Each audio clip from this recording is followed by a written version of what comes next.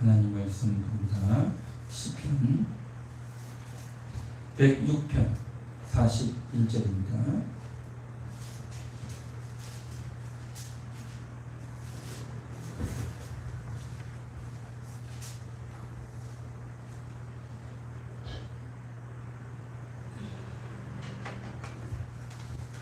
시편 106편 41절 말씀을 다같이 합독합니다. 그들을 이방 나라의 손에 넘기심에 그들을 미워하는 자들이 그들을 다스려두다.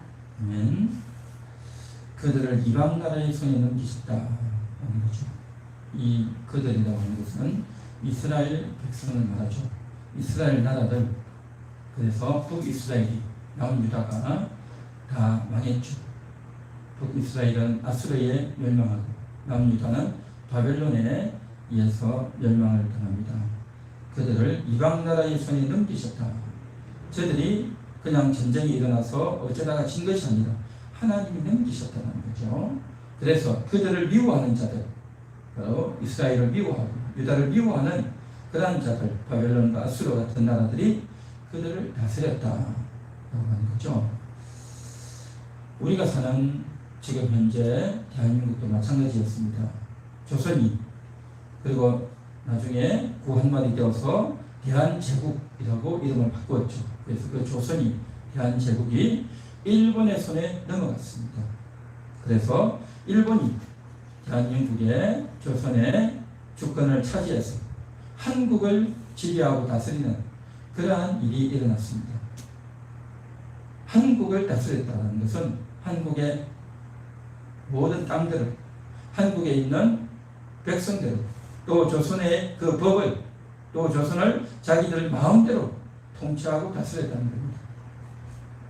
조선의 왕이 아닌, 조선의 신하와 사람들이 아닌 일본 사람들이 와서 그렇게 했다는 거죠. 그래서 일체의 자유가 사라지고 일본이 시키는 대로 해야 되는 그러한 처지가,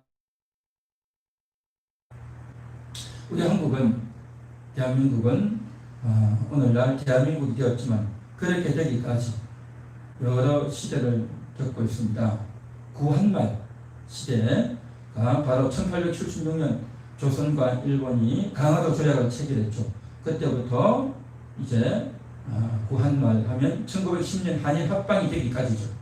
그리고 1910년부터 45년까지 일제강점기라고 말하죠. 그리고 1945년부터 48년까지 이제는 해방되고 난 이후에 건국을 하는 그러한 과정이고, 그 다음에 1950년에 6.25 전쟁이 일어나죠. 건국을 했지만 나라가 너무나도 위태롭고 불안해서 전쟁이 일어나고, 그리고 1953년에 휴전이 되고 난 이후에 드디어 대한민국의 기초가 점점 확립되어져 나가서 오늘날까지 이르게 되었습니다. 조선을, 구한말을 첫 방문했던 여러 선교사들의 눈에 비친 조선, 그래서 여러 선교사들이 기록에 남겼는데 그들이 남긴 기록에 의하면 이 조선의 사회와 시대상은 어땠냐? 첫 분위기가 너무 불결했다는 겁니다. 온 도시가 한양 장안이 불결했다는 거죠. 또 사람들이 굉장히 게을렀어요. 자기를 하지도 않고 놀고 그냥 하는 그런 사람들이 많고 일하는 사람들이 거의 없었다는 거죠. 그리고 모든 사람들이 힘이 없이 무기력하게 그냥 시키면 시키는 대로, 또 자기가 아닌 타의에 의해서 이끌려다니고 하는 그런 무기력한 일이 많았고, 이렇게 될 수밖에 없었던 것이 위에 나라를 다스리는 그런 관리와 또 고위층에 있는 사람들이 돈을 받고 뇌물을 받고 모든 일들을 다 처리하는 거죠. 한마디로 말해서 부정부패했죠. 그래서 나라 전반이 다 가난하고 또 무지하고, 또한 각종 질병에 걸려서 이제 있는 그런 상태. 이러한 여러 가지 것들 중에서 가장 심각한 것은 바로 철저한 신분제 나라였다라는 겁니다. 대부분의 백성들은 농부였어요. 농사하는 농부였는데 그 농부들은 자기 땅이 없이 양반들에게 땅을 이제 빌려서 농사를 짓는 거죠. 그래서 양반들이 씨앗을 주면 그 씨앗을 조금받아서 이제 농사를 지으면 그 소출의 거의 절반은 주입하는 거죠. 그러니까 나머지 절반만 자기가 먹는 거죠. 그러면 그 절반을 자기가 다 먹느냐? 그렇지 않습니다. 또 그것을 관리들이나 이런 사람들이 또 다 뺏어가는 거죠. 그러니까 한 해 수고해서 거두어도 자기들에게 돌아오는 소출이 너무 적은 거죠. 자기에게 돌아오는 거 해봤자 뭐 불과 1, 20% 정도밖에 안 되는 그런 실정이었죠. 마치 인도에 있는 카스트 제도 같은 계급 사회가, 계급 제도가 이 조선에 있었던 거죠. 그래서 대부분이 막노동꾼이나 일반 계층이고, 그리고 소수가 양반 특권층이었는데, 이 양반들은 자기들의 품위를 떨어뜨린다라고 생각을 해서 육체적인 노동은 전혀 하지 않고 그냥 그렇게 사는 거고, 대부분의 사람, 999명의 대부분의 사람들은 이제 그 양반들을 먹여 살리는 그러한 체질이었다는 거죠. 그러니까 가난하고 불결하고 병에 잘 걸리고 소망이 없는 절망에 피폐한 그런 생활을 하던 그런 나라에 서서히 빛이 임하는데, 그것이 바로 선교사들을 통해서 복음의 빛이 전달된 것입니다. 복음의 빛.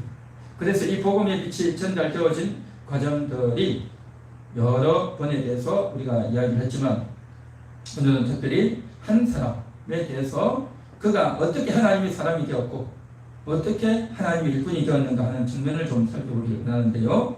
세종대왕의 형이 양녕대군인데 그 양녕대군의 16대 손, 그 16대 손이 바로 누구냐? 이승만입니다. 그 이승만이 황해도 평산에서 1875년에 태어났어요. 태어나가지고 어린 시절에 어머니가 그의 아버지를 잘 권유해서 서울로 이사와서 남산에 있는 남쪽 언덕에서 생활을 했죠. 어릴 때부터 총명하고 그래서 똑똑했는데, 그래서 과거 시험을 봤는데 과거 시험을 볼 때보다 떨어졌어요. 왜냐하면 그때 한 해에 과거 시험을 보는 사람이 거의 10만 명, 15만 명 정도 되는 상당히 많은 사람들이 과거 시험을 쳤는데 딱 5명만 합격이 되는 거예요. 5명. 굉장히 경쟁률이 높죠. 5명이니까 15만 명이 5명이면 경쟁률이 어떻게 됩니까? 상당히 높죠. 그런데 그 5명도 바로 시험관에게 뇌물을 바치는, 그 금품을 얼마나 많이 주느냐에 따라서 합격이 되는 그런 실정이었죠. 부정부패하는 거예요. 그 부정부패가 심각했고, 그러한 과거 시험마저도 1894년이 되면 없어져 버려요. 왜냐하면 폐해가 너무 많다 보니까 조선에서 그걸 없애버렸어요. 1894년. 그때 당시 이승만이 19살입니다. 19살. 그러니까 이제 출시할 수 있는 길은 내가 과거에 합격해서 어떤 일을 해보는 건데 다 끝나버렸던 거죠. 그러니까 너무너무 실망에 빠지고 낙심이 되어서 살 맛이 없었던 거죠. 그런데 그때에 한 친구가 이승만을 권유해서 배제학당에 같이 가자라고 권면하죠. 그런데 딱 거부해버린 거예요. 잘라버렸어요. 안 갔죠. 그렇게 안 가다가 이제 나중에 가게 되는데, 이때 당시 배제학당은 지난번에도 이야기했듯이 선교사들에 의해서 세워졌던 학당 아닙니까? 고종의 허락을 받고 고종이 형판을 써준 그 배제학당이죠.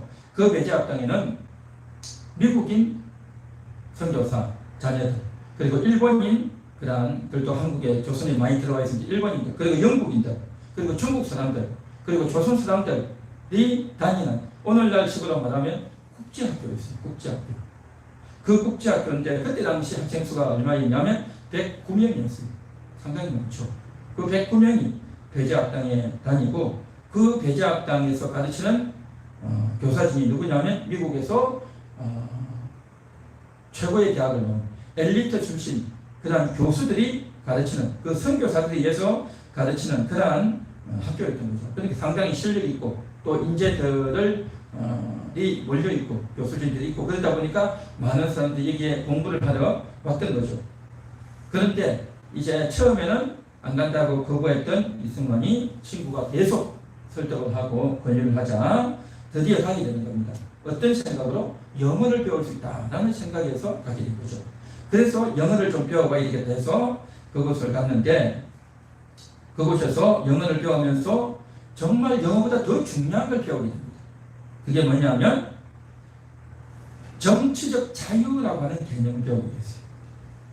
백성들을 무자비하게 억압하고 왕이 사람들 핍박하고 부정부패를 일삼고 돈을 받고 또 매각매직을 하고 하는 그러한 상황에서 왕이 마음대로 하는 그러한 국가가 아니라 기독교 국가에서는 법률에 의해서 나라를 다스린다. 법률에 의해서 백성들이 보호를 받을 수 있다. 라고 하는 것을 배우게 됩니다. 이건 너무나도 심순해요. 정말 이런 나라가 있는가라는 생각이 들 정도이고, 그래서 이 나라도 그렇게 되어진다면 이 나라의 큰 축복이 되고 나라가 정말 좋은 나라가 될 수 있겠다라고 생각을 했던 거죠. 그래서 이제 그곳에서 배웠던 것이 베제아 땅에서 성경을 배우고 영어도 배우고 또 서구의 역사를 배우면서 새로운 눈이 열려졌던 거죠. 어린 시절 10대 때 열심히 배웠던 천자문이나 또 성리학이나 이런 서서 성경이나 이런 것들 달달 배웠지만 그런 것들에서 배울 수 없는 전혀 다른 학문의 세계를 보면서 그가 눈이 뜨이면서 이쪽에 굉장히 심취하게 됐던 거죠. 그래서 군주의 권력이 법률에 의해서 헌법에 의해서 제한받는 그런 나라, 이런 나라가 되어야 되겠다라고 생각했던 거죠. 그래서 생각한 것이 바로 뭐냐면 민주주의 국가, 왕권에 의해서 다스리는 나라가 아니라 국민들이 주인이 되는 민주주의 국가를 세워야겠다라고 생각을 했고, 그래서 그러한 영향을 받았던 선교사들과 또 여러 독립운동을 했던 서재필, 윤치호 이런 사람들을 통해서도 영향을 많이 받고 배웠죠. 그래서 자유주의 사상 그리고 민주주의 사상을 많이 배우게 되었던 겁니다. 그래서 원래 공부를 했고 머리가 좋았던 이승만이 이제 제국신문이라고 하는 신문을 창간해서 글도 쓰고 또 웅변력이 있고 호소력이 있었는데, 그래서 그걸 통해서 이 대한제국 독립을 이루어야 된다라고 생각을 하고 많은 사람들 앞에서 강연을 하고 그렇게 했죠. 그러다가 이제 이 나라가 이렇게 해서 안 된다, 쿠데타를 이렇게 해야 된다라고 생각을 해서 쿠데타에 가담했다가 그만 사전에 발각이 되어서 감옥에 갇힙니다. 한성 감옥에 투옥이 됩니다. 그때 당시 24세였어요. 24세. 그 감옥에 갇혀서 굉장한 고생을 하죠. 죽을 고생합니다. 그래서 아주 좁은 곳에서 한 방에서 15명이 거주를 하는데 아주 안에 공기가 촉촉지근하고 서로 상대방의 그 땀 냄새, 채취가 막 이렇게 배겨. 뿐만 아니라 그 감방 안에 있던 그 대소변을 보면 그러한 것들의 악취가 그대로 그냥 전달되어 오고 숨을 쉴 수가 없을 정도로 괴로웠던 겁니다. 뿐만 아니라 밥을 담아주는 그릇도 너무 불결하고 또 그 밥 안에도 막 돌이 들어가 있고 또 기어가 막 들어가 있는, 그래서 그걸 먹다 보면 이가 상하거나 아니면 겨우 넘겼더라도 위가 상하는 그러한 정말 고생스러운 생활을 했던 거죠. 그래서 그 감옥에 갇혀가지고 손에는 수갑이 차여져 있고 다리에는 족쇄가 차여있고 목에는 아주 무거운 10kg나 되는 그 칼을 차고 감옥에 있는 거거든요. 그리고 손도 발도 목도 꼼짝 못하는 그런 상황 가운데 있다 보니까 그 감옥 안에 있는 빈대가 사람을 물어오면 그 빈대를 쫓을 힘도 없고 쫓을 수도 없는 겁니다. 그러니까 빈대가 물면 그대로 물려있다고 퉁퉁 붓고 피가 나고 그러한 신세인 거죠. 그래서 제발 이 밤을 지내면 좋겠다 해서 밤을 지나고 나면 어디를 갔냐면 잡혀가서 고문을 받는 겁니다. 엄청난 매를 받고 고문을 당하는 거예요. 그 고문 당하기 싫어서 이제 좀 끝나고 감옥으로 가면 좋겠다 해서 감옥에 들어오면 또 이렇게 비참한 신세를 당한다는 거죠. 그러니까 그런 날들은 그 감옥에서 근 5년 몇 개월, 6년 동안을 지내는 동안 정말 살고 싶지 않을 정도로 내가 살면 뭐하나 하는 생각이 들 정도로 죽음의 공포가 밀려 비참한 생활을 하는 거죠. 그 어려운 순간 죽고 싶다는 생각이 드는 그 순간에 딱 한마디 생각난 게 뭐냐면 베제아 땅에서 배웠던 그 선교사님들을 통해서 배웠던 그 말이었습니다. 하나님께 기도하면 하나님이 응답하신다. 그 말이 딱 생각이 나는 겁니다. 그래서 그때 기도한 겁니다. 하나님 나의 영혼을 구원해 주옵소서. 하나님 이 나라를 구원해 주시옵소서. 그렇게 기도했던 겁니다. 그렇게 기도했는데 금방 그 감옥 안이 환히 빛이 차면서 그 예수님이 그 모습을 보게 되는 겁니다. 그러면서 이승만이 깜짝 놀라면서 그때에 그 주님을 영접하고 믿게 된 거죠. 그래서 이제 베제아 땅에 있던 선교사에게 연락을 해서 신약 성경을 좀 갖다 달라 해가지고 신약 성경을 읽으면서 이제 그곳으로 향하는 겁니다. 그런데 손이 수갑으로 차여있기 때문에 성경을 넘길 수가 없어요.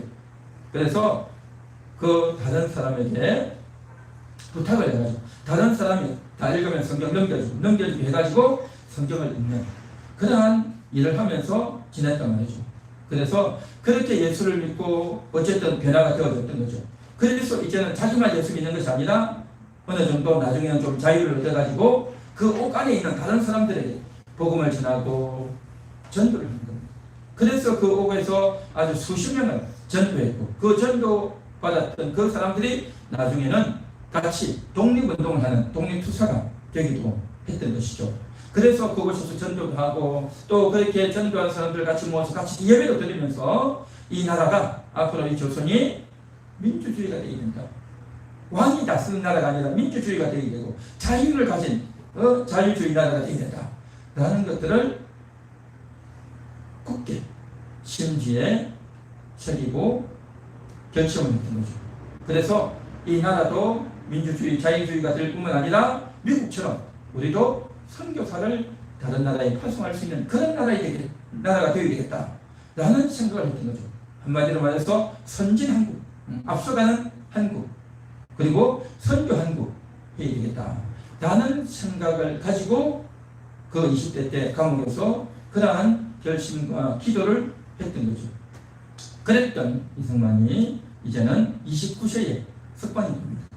그 석방이 됐던 것도 그냥 우연히 석방된 것이 아니라 그 감옥에 있을 때마다 얼마나 어려웠겠습니까? 죽고 싶고 더 이상 참을 수 없는 그런 고통이 있었지만 그때에 그가 석방될 수 있도록 언더우드, 펜젤러, 에리슨 목사 이런 분들이 고종에게 계속 청을 했어요.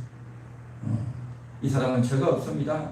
또 이 사람은 이 감옥에 있어서 될 것이 아닙니다 하고 청을 해가지고 이제 청원을 왕에게 넣었고 또 뿐만 아니라 감옥에 있는 이승만에게 편지를 보내가지고 제발 절망하지 마시오. 하나님을 신뢰하시오. 하나님이 당신을 도우실 것입니다. 나는 고종 황제가 당신을 석방시키도록 기도하겠습니다. 라는 편지를 보내고 그가 읽고 그가 힘을 내고 그래서 결국 추록되어졌고 나오게 되었다는 거죠. 그래서 이제 당신이 이제는 추록했으니까 한국을 기독교 국가로 만드는 일에 전력을 다하시오. 그렇게 에비슨, 언더우드, 펜젤러, 이성교사님, 목사님들이 이승만에게 그렇게 부탁을 했던 거죠. 그렇게 부탁을 했고 그도 역시 마찬가지로 속에서 감옥에서 그런 결심을 했던 거죠. 그렇게 해서 석방이 되어졌던 이승만이 석방되고 나서 이제는 어떻게 일을 하느냐 하면 굉장히 일본이 조선을 삼키려고 하는 그때는 대한제국이라고 했죠. 대한제국을 삼키려고 하는 그러한 위세가 굉장히 강했기 때문에 이제는 미국에 부탁을 했죠.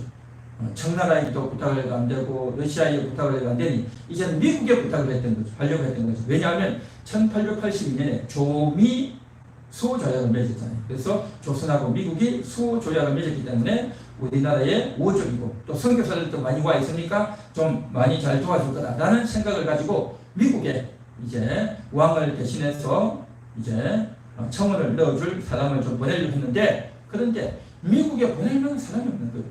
최소한 미국을 가려면 영어를 해야 되는데 영어라는 것이 그냥 조금 뭐 배운 이 정도 가지고 안 되고 콩글리시 가지고 안 되고 정말 미국 사람들과 상대해서 대화가 되어야 되는데 그 사람들 설득할 수 있는 영어 실력이 있어야 되는데 그 사람이 없는 거죠. 그래 가만히 보니까 이승만 최고의 영어 웅변가였어요. 그러다 보니까 이승만을 보낼 수밖에 없었던 거죠. 그래서 대한제국의 보전을 위해서 미국에 보냈던 거죠. 그렇게 해서 1904년도에 배를 타고 미국으로 가가지고 이제 바로 만난 것이 아니라 그 다음에 1905년에 루스벨트 미국 대통령을 만나게 됩니다. 그렇게 만나게 되어가지고 지금 조미 통상 조미 조약을 맺었듯이 조선과 미국은 서로 이제 조약을 맺은 그런 국가가 아닙니까? 지금 우리는 일본의 주권을 침탈당한 위태로운 실정이 있습니다. 그러니 미국이 좀 지원을 해 주시기 바랍니다. 라고 정식 요청을 했죠. 그렇게 요청을 하니까 루스벨트 대통령이 뭐라고 말했냐면, 그렇다고 한다면 워싱턴에 있는 주미공사, 조선 그 공사, 주미공사를 통해서 청원서를 제출하면 기꺼이 도와주겠습니다. 그렇게 루스벨트가 약속을 했어요. 그래서 당장 그곳에서 나와가지고 이승만이 주미공사였던 김윤정이라는 사람에게 찾아갔죠. 그렇게 찾아가서 청원서를 전달하려고 했는데 그 주미공사가요, 이승만을 보자마자 쫓아내버린 거예요. 들어올지도 못하게. 그래서 왜 쫓느냐? 내가 지금 조선을 살려야 되는데 조선의 독립을 위해서 지금 왔고 고종 황제의 특명을 받아서 내가 왔는데 이럴 수 있느냐? 당신이 주미공사로서 이럴 수 있느냐? 말을 하고 큰소리를 높여도 소용이 없는 겁니다. 쫓아내버리는 거예요. 그러니까 너무나도 어이가 없고 한심한 일을 당했던 거죠. 그래서 정말 이를 악물고 그곳이 나왔고 결국에는 그 주미공사가 이승만의 그 고종 황제가 주었던 그 청원서를 전달하지도 못하고 쫓겨나버린 겁니다. 만나주지도 않았던 거죠. 그 다음에 몇 번 찾아가도 계속 쫓겨났던 거죠. 그래서 절치불심하고 그 일이 실패로 돌아가고 맞았죠. 실패로 돌아갔어요. 그랬는데 나중에 몇십 년이 지나고 나서 알았어요. 이승만이 루스벨트 대통령을 만나기 며칠 전에 미국의 육군 장관인 태프트라고 하는 육군 장관, 일본 수상이 가스라가 협약을 체결했어요. 그래서 그것을 일명 가스라 태프트 협약이라고 하는데 그 내용은 뭐냐면 러시아와 일본 전쟁에서 일본이 이겼죠. 그래서 러일 전쟁 이후에 이 조선을 대한제국을 일본의 보호국으로 만든다 라고 하는데 일본이 제안했고 미국도 동의한다 라고 하는 협약이 있습니다. 그래서 그 협약이 있었기 때문에 이미 조선은 될 수 없었던 거죠. 그래서 그 사실은 주미공사는 알고 있었던 것 같고 이제 조선에 있는 사람들은 이승만도 전혀 몰랐던 거죠. 나중에 알고 생각했던 게 뭐냐, 나라가 힘이 없습니다. 이렇게 망할 수밖에 없구나 라는 것을 처절하게 인식합니다. 처절하게 인식합니다. 그래서 일단 왕의 특명을 받고 갔던 일은 성공하지 못했고 결국 있었지만 그 이후에 이승만은 미국에서 공부를 하게 됩니다. 공부를 하게 되는데 이제 그곳에서 조지 워싱턴 대학에서 학사과정을 2년, 하버드 대학에서 석사과정을 1년, 프린스턴 대학에서 박사과정을 2년, 총 5년 동안 대학과 대학원 과정, 박사과정을 다 마쳤어요. 보통 사람이면 이 미국에서도 아주 유명한 엘리트 청대들만 간다는 이 대학을 마치려면 보통 한 10년, 12년이 걸려요. 그런데 그가 5년 만에 마쳤습니다. 대단한 수재였고 실력 있는 인물이었던 거죠.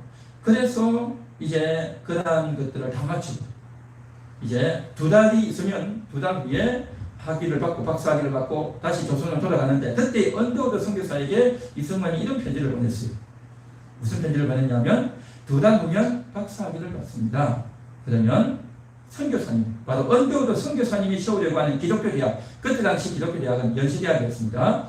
연세대학에 가서 교수를 하고 싶습니다. 박사학위를 받았으니까요. 받게 되니까 만일 일본인들이 방해하면 전국을 다니며 부흥회를 하면서 불쌍한 영혼들을 기독교인으로 만드는 일에 일생을 바치고 싶습니다.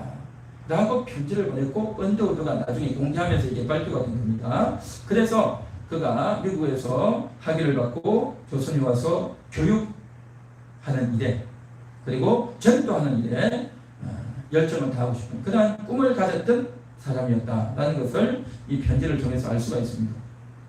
그래서 그가 그런 꿈을 가졌던 이유는 그 교육을 한다는 것이 단순히 내가 교수가 되었으니까 이제 좀 가르쳐야지, 이걸 직업으로 삼고 살아야지 라는 그러한 생각뿐만 아니라 이 조선이 대한제국이 왜 망했냐, 그것은 바로 지도층들이 부패했기 때문입니다. 지도층들이 부정부패하고 또 이제 정신적으로 부패하고 도덕적으로 부패했던 겁니다. 그러니까 이 조선을 이끌어가야 될 지도층, 실력 있고 신분이 높은 고관에 되는 이 사람들이 너무 정신적으로 또 멘탈이 약하고 또 도덕적으로 부패하고 또 물질적으로 부패한 그런 사람들이었다는 거죠. 그래서 이제 그렇다 보니까 결국 일본에 망했던 거죠.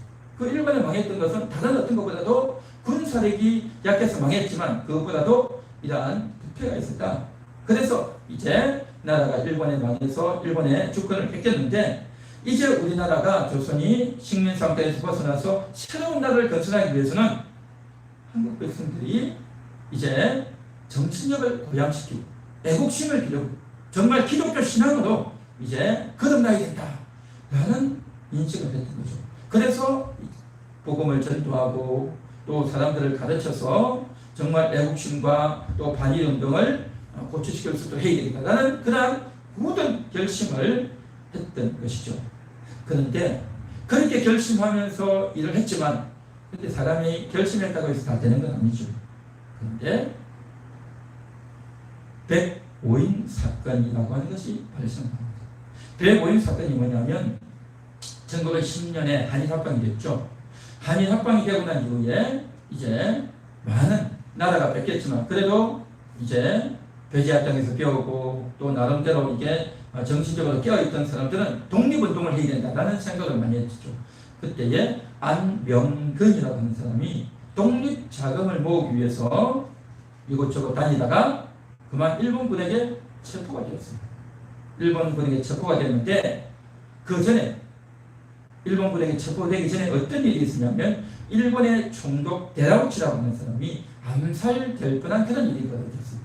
일본 총독이 암살될 뻔한 사건이 생겼는데 그 암살범이 바로 이 안명근이라고 하는 독립자금을 모으려고 했던 이 사람이 이제 이 일을 암살했다라고 조작을 했던 거죠. 조작을 했던 거죠. 그리고 이 사람이 이러한 암살을 할 수 있도록 뒤에서 배후 세력이 누구냐면 평안도 중심의 기독교 세력들이다라는 거죠. 기독교 세력들. 그래서 그 기독교 세력들이 또 항일운동을 했던 그 신민회 같은 그런 민족 지도자 이런 사람들이 주동이 되어서 안명근을 부추겨서 일을 했다. 그래서 이 사람들을 다 두들기 잡아야 된다. 라고 해서 일본이 700명을 검거합니다. 민족 지도자 700명을 검거합니다. 참 안타까운 일이 생겼죠. 나라를 뺏기면 나라의 주권을 잃으면 이런 일이 생길 수밖에 없었던 것이죠. 그래서 1910년에 한일합방이 되고 난 이후에 일본에 있어서 가장 부담되는 족속들이 누구냐면 끊임없이 일본 세력들에게 저항하는 분이 되고 있는 겁니다. 일본이 무슨 발표를 하고 신문에 글을 내고 무슨 이러한 발표를 하면 그거에 대해서 그 의도를 꿰뚫고 정확하게 이건 아니다. 우리 조선 민족들은 여기에 속으면 안 됩니다. 라고 핵심을 찔러서 백성들한테 알려주니까 일본이 자기의 속셈이 다 드러나니까 하는 것마다 실패하니까 너무 힘든 거죠. 그렇게 했던 요 인물들이 누구냐? 바로 교회인 거예요. 기독교 세력들이죠. 깨어있는 이러한 사람들이 그들의 의도를 알고 대비를 하고 조치를 하니까 이거 일본으로서는 굉장히 귀찮고 부담스러운 존재가 됐죠. 뿐만 아니라 그때 당시 어떤 일이 있었냐면 안중근 의사 일본의 이등방문을 피격하는 일이 있었죠. 그러니까 그 일을 했는데 안중근의 이등방문, 그 다음에 이재명, 장인환 이런 사람들이 그 일본인들을 피격하고 그리고 한일합방의 주요 인물이었던 이완용을 또 피격하려고 했고 이러한 여러 가지 일들이 계속 나라의 독립을 위해서 사람들이 이런 일을 벌였단 말이죠. 그런데 그들의 핵심이 누구냐? 기독교인이란 말이죠. 기독교인들이 이제 애국 정신을 가지고 반일운동을 하려고 그렇게 하다 보니까 일본에서 상당히 귀찮고 부담스러운 일이 됐단 말이죠. 그랬는데 마침 데라우치 암살 사건이 있다 보니까 이 모든 책임을 기독교인들에게 다 뒤집어 씌워버린 거예요. 그래서 민족 지도자 700명을 붙잡아가지고 그 중에서 123명은 집중적으로 고문을 합니다. 123명은 집중적으로 고문을 해서 그 중에서 105명에서 허위 자백을 했습니다. 허위 자백. 그러니까 너무 고문을 하고 때리고 괴롭히니까 자기가 그렇게 하지 않았는데도 불구하고 그렇게 했다고 허위 자백을 하는 그런 일이 벌어졌던 거죠. 참 충격적인 일입니다. 그래서 이 105인 사건이 시작했는데 사실은 이 105인 사건의 직접적인 동기는 누구냐? 이승만이었습니다. 이승만. 그는 미국에서 학위를 받고 조선으로 와가지고 이제 이승만은 선교사들과 함께 선교사들의 도움을 받아가지고 YMCA 를 통해서 청년들에게 성경을 가르치고 그리고 유럽과 미국의 역사를 가르치고 또 국제법을 가르치는 그런 일을 많이 했다는 거죠. 그래서 YMCA 지부를 전국에다 많이 설립하고 그런 일을 했어요. 그래서 전국에 있는 주요 지부를 만들고 그리고 2달 동안 33번이나 전국을 다니면서 집회를 할 정도로 아주 대단한 열정과 그러한 기회를 많이 가졌던 거죠. 그래서 기독 청년회도 만들고 복음을 전하고 애국심을 고취하고 신앙을 심어주는 그런 일을 했단 말이죠. 그러니까 이러한 행태가 일본 사람들이 볼 때는 너무 고깝고 싫었던 거죠. 그래서 이들을 어쩌면 좋을까 기회를 엿보고 있었던 거죠. 기회를 엿보고 있었고 특히 이제 대성에서 아주 대규모 세미나를 열었어요. 그래서 일본의 만행을 알리고 정말 이들이 이러한 험악한 일을 하고 있다, 나쁜 짓을 하고 있다 막 알린 겁니다. 그 사건 이후에 이제 안명과 사건이 터지고 105일 사건이 터졌던 거죠.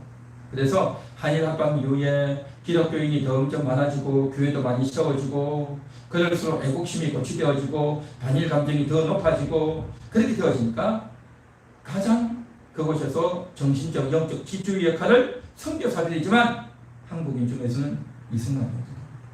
그래서 이승만을 체포하려고 체포 1순위였는데 선교사들이 강력 반발을 해가지고 체포를 못했어요.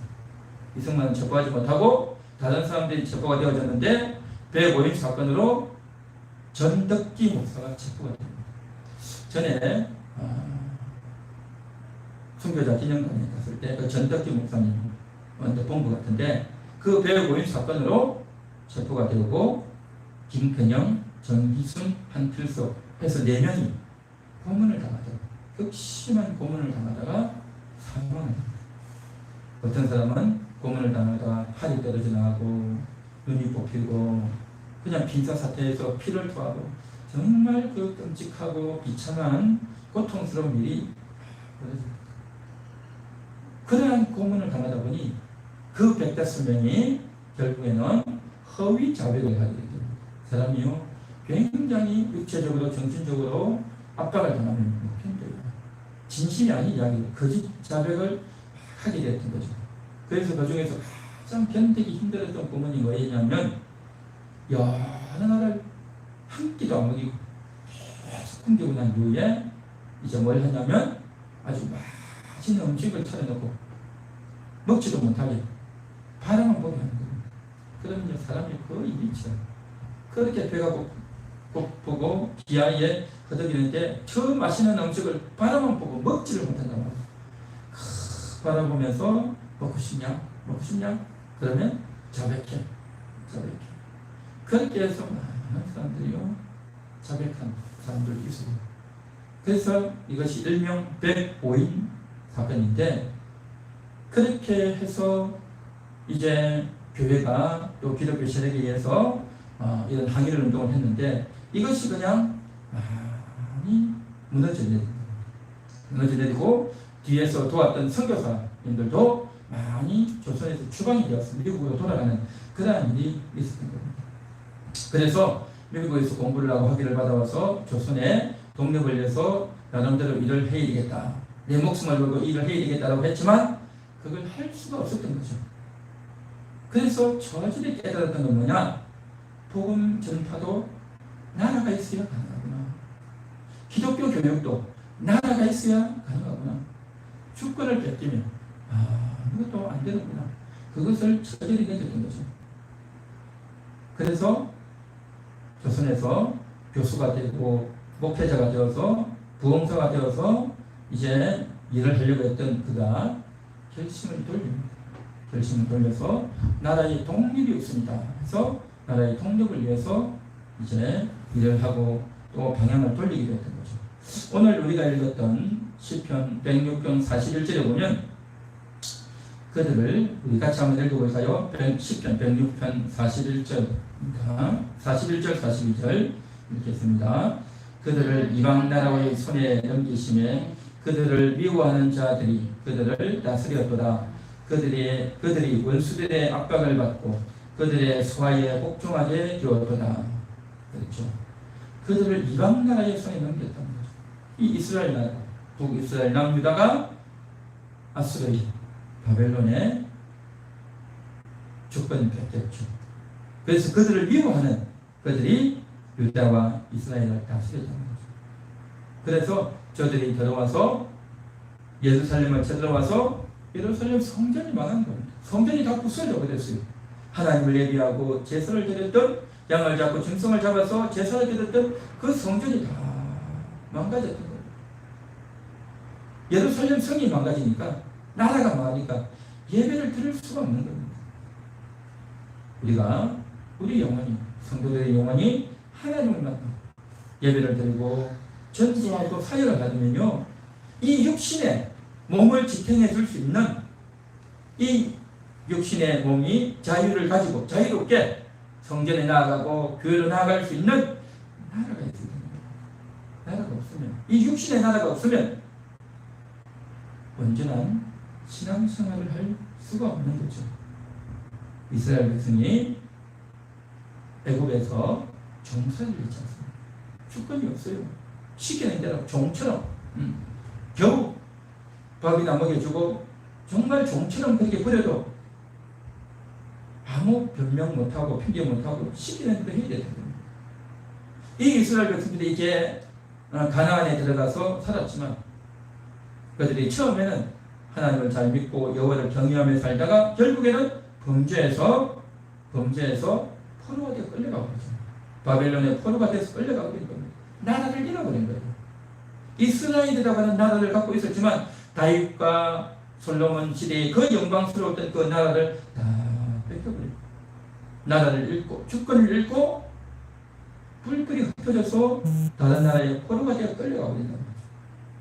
참 비참하고 안타까운 일이죠.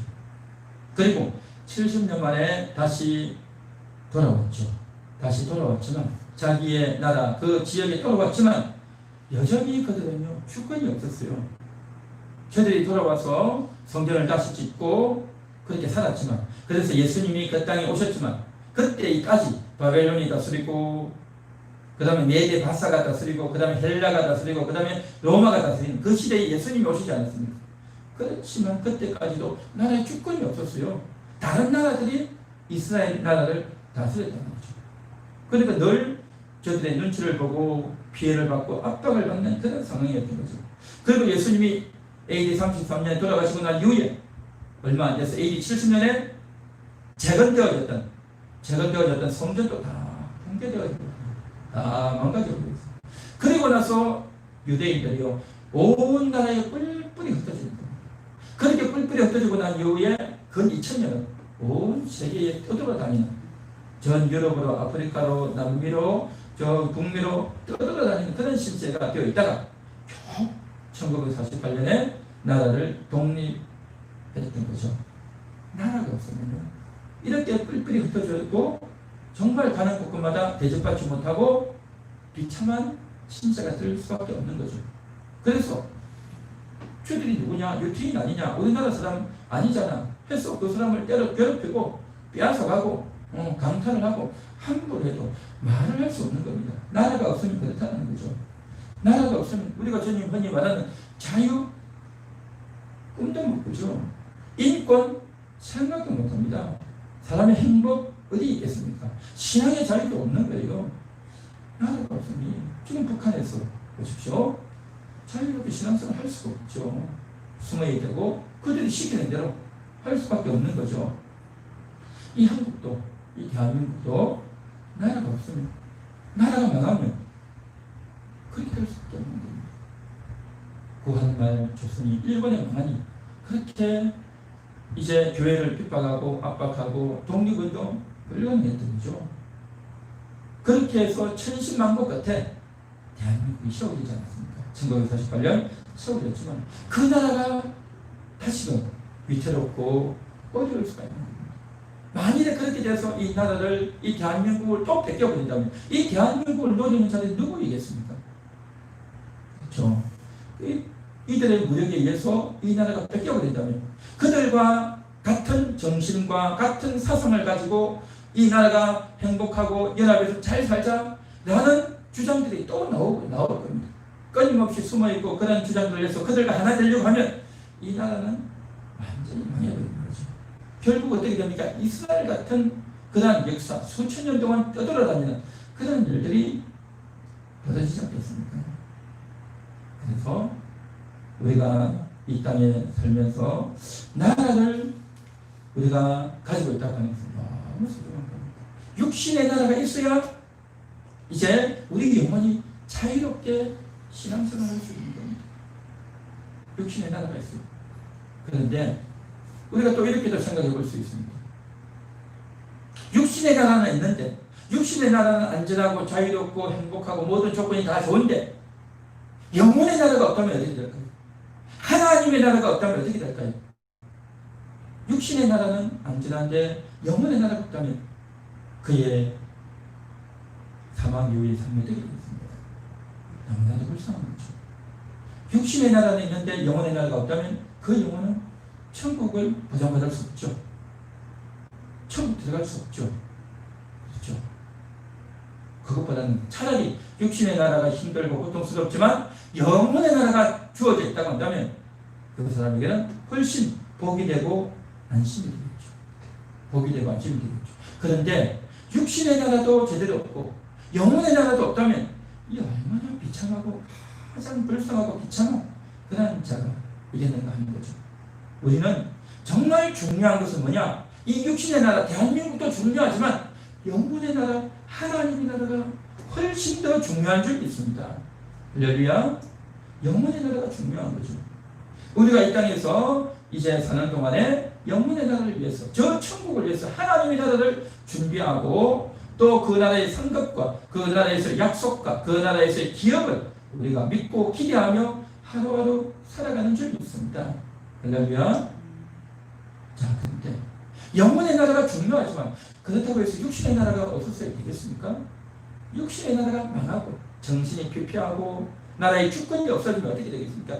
일제시대와 같은 그런 나라 아닙니까? 바로 북한에서 자유 없이 주권 없이 사는 그런 기독교인들과 흡사하지 않겠습니다. 우리는요, 영혼의 나라가 중요하지만 그 중요한 영혼의 자유를 마음껏 누리며 또 이웃을 사랑하고 복음을 전가하고 하나님의 사역을 마음껏 하기 위해서는요, 육신의 자유도 필요한 줄 믿습니다. 이 육신의 자유, 그 육신의 자유를 누릴 수 있는 이 나라 대한민국이 잘 지켜져야 되고 안위가 세워져야 되는 겁니다. 이 나라가 지켜진다는 의미가 뭐겠습니까? 나라의 국방이 지켜져야 돼요. 나라의 정신과 사상과 또 여러 가지 체제와 또 양심과 도덕과 이런 것들이 건전하게 세워져야 됩니다. 그런 것들이 흔들리고 허물어지면 나라가 망하게 되겠죠. 오늘 우리는 하나님이 주시는 이 하나님의 나라를 우리 영혼이 수망하고 나아가면서도 육신의 나라도 건강하고 안전하게 지켜줄 수 있도록 하나님이 이 나라를 지켜달라고 또 이 나라가 흔들리는 그러한 일에 우리가 주의하면서 기도하고 그러한 일들을 막는 일을 힘쓰고 그것을 위해서 기도해야 될 줄로 믿습니다. 우리 다 같이 기도하겠습니다.